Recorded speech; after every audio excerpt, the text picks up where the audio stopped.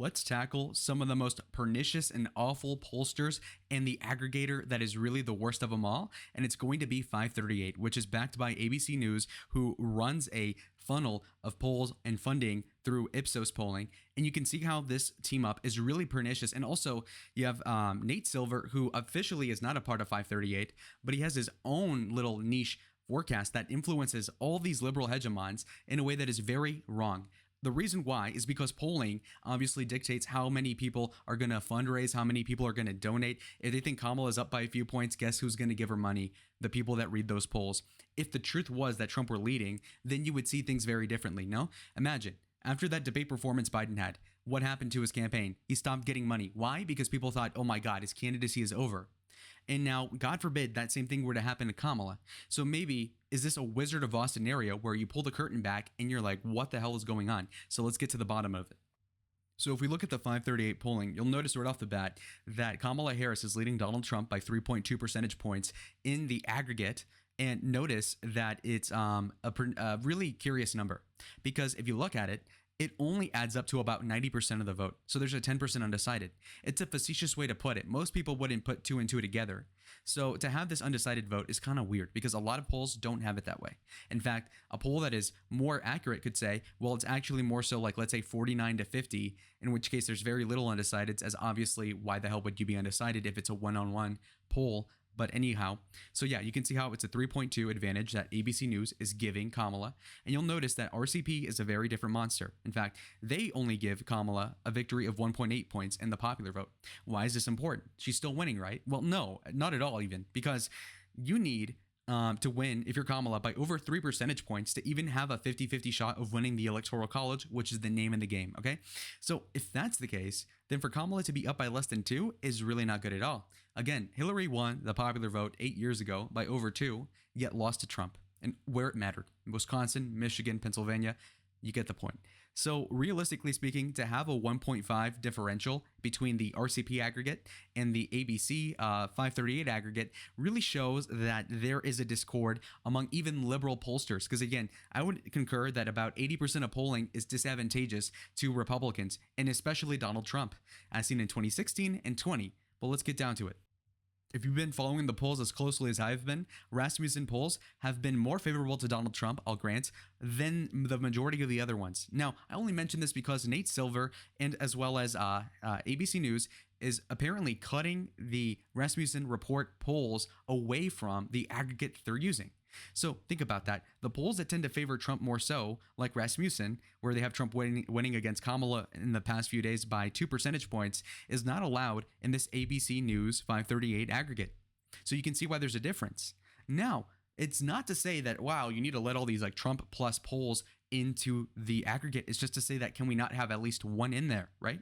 So for example, they'll let in polls that are obviously slanted towards the Democrats. You could take Morning Consult, Yahoo News, or Quinnipiac, or even Wall Street Journal. These are not friends of Donald Trump by any means, and they vastly outnumber any sort of Republican influenced pollster, like even allegedly Rasmussen, like I said. And you can take red herrings, which is why my channel is trying to get into the nitty gritty as to what exactly is going on here. You can read a Fox News poll, which is in the corner. I'll hide myself and you'll see it. Right there, Fox News in the bottom left. Look, Fox News polling is so ugly that even the Trump campaign had to debunk it about a week ago. So we're not going to cover it. But even a nominally Republican kind of conservative pollster is absolutely trashed, and in fact is worse than a lot of the liberal ones officially. Okay, but here's why 538's conduct is so ugly. So they get rid of Rasmussen, which, okay, let's look into it. Who was the most accurate and least accurate pollsters in 2020? Look at this. So you'll notice that insofar as polling error, you'll notice that the worst pollster was Quinnipiac University. In fact, they were wrong by 8.62 percentage points. Whereas if you look at CNN, they were off by 7 points. So again, very inaccurate. Well, where was ABC News? They were off by, let me see here. I'll guide my little stencil right here. You'll see that they were off by 6.2 percentage points or more, okay? They were off by over 6. Now, let's look at other pollsters that are actually like Rasmussen. Rasmussen, they were off by 3.28 percentage points. So you can see that they were only half as off as ABC, yet ABC feels like they have the God-given right to get rid of Rasmussen from their polling aggregate. How the hell does that make sense? Going off the most recent sample, obviously ABC is not as accurate as Rasmussen, but they will get rid of them. And what does that show but a freaking bias? Okay, now look at this. Who was one of the more notable pollsters that was also tarred and feathered as being like a Trump sycophantic group? Well, Trafalgar Group. In fact, they were pretty close. They were only off by 2.3 percentage points in the presidential election in 2020, which honestly was a very reasonable take to have. Whereas obviously the polling had Biden winning by over 7. When you look at the polling aggregates, obviously Biden ended up winning by about half as much. So even just in the first 5 minutes, we've debunked the fact that they even have a logical reason to get rid of Rasmussen, which only leaves an emotional or a financial or a political motive as to not include people that are perceived as Trump-leaning like Rasmussen.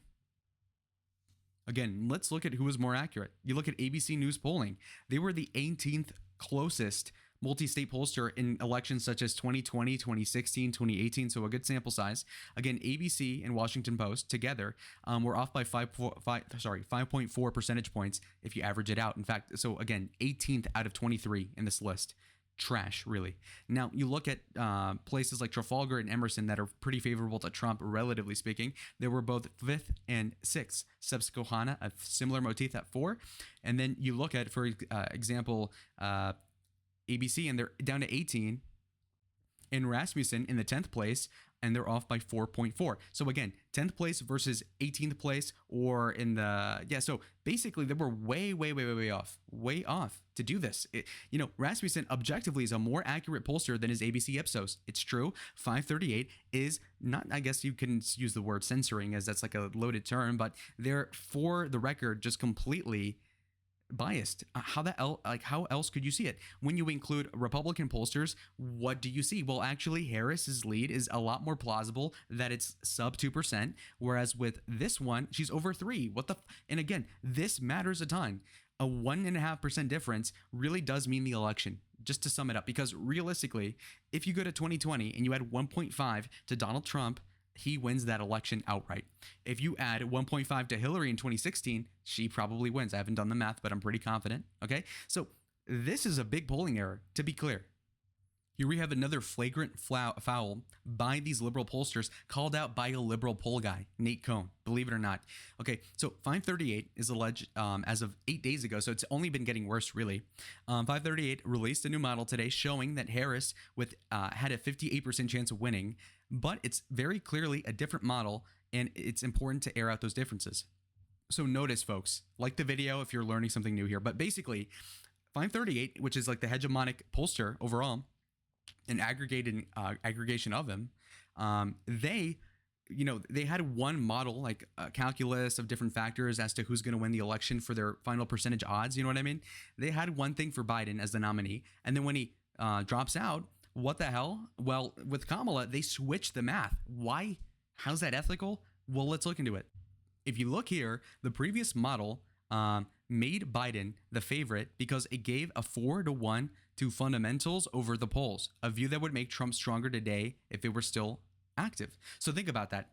It gave a priority, again, because when you're doing a model, you have to kind of weigh the fact that, okay, this guy's an incumbent, the polls are saying this, the economy is that, direction of the country, the perception of the border, whatever. So there's a lot of things that go into it, funding and all this, rallies. Okay, very multifaceted issue is an election, right? But the model, the inputs of it are super key, and it's up to one guy, really, Nate Silver or whoever else that runs the model, to influence that. And transparency is key. And clearly, it took a liberal to say this, so it really means that the friendly fire was really necessary. Look at this. Apparently, again, they gave a 4-1 advantage to Biden back then. Fundamentals, which meant like, oh, he's the incumbent, oh, he's the president, so therefore he's going to beat Trump. And then guess what happened? He dropped out because he was going to lose. Okay, now you look at this other thing. According to the new Kamala version of their model, it gives a 4-1 weight to the polls over the fundamentals, which would make Trump a large favorite before. So think about that. Now that the polls are anti-Trump, but the fundamentals are obviously on Trump's side, now they're completely swapping the criteria that they're judging the election off of. So now instead of saying, oh, the economy, whether or not the person's the incumbent president, all these things that would help Trump. Now they flip it over. So now that you look at the response bias laden polls made by liberal backed polling companies, and then all of a sudden you have a result that has Harris narrowly winning. Isn't that really convenient? No, this is a very suspect ending of this thread.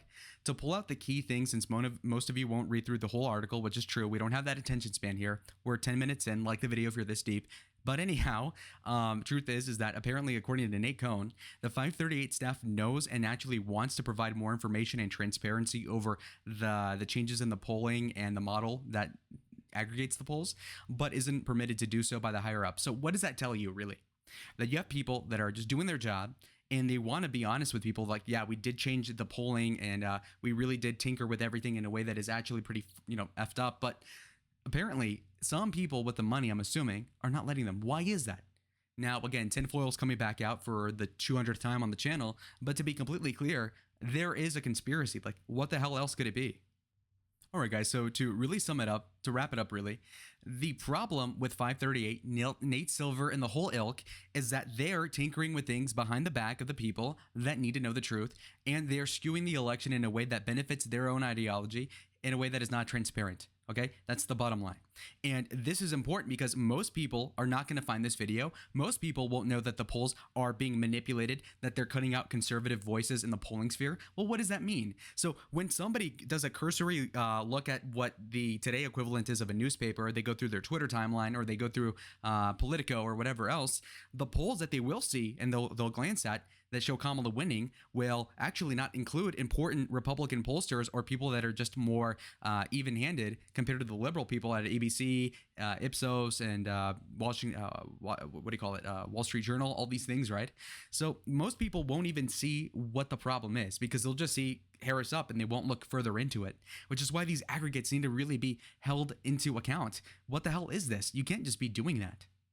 I mean, this is the equivalent of like if you were trying to forecast who's going to win the Super Bowl, but the person that hosts the whole thing where you're trying to do predictions is like selectively picking and choosing who supports what team so that you can have a more biased result. So when the person does like a very cursory like gambling for who's going to win the Super Bowl, they have an influence that is undue. And the person that's looking at the phone obviously isn't going to look at who gets fired, who gets kicked off the list. But these sort of niche details need to be hammered out, which is why I commend the people that talk about it.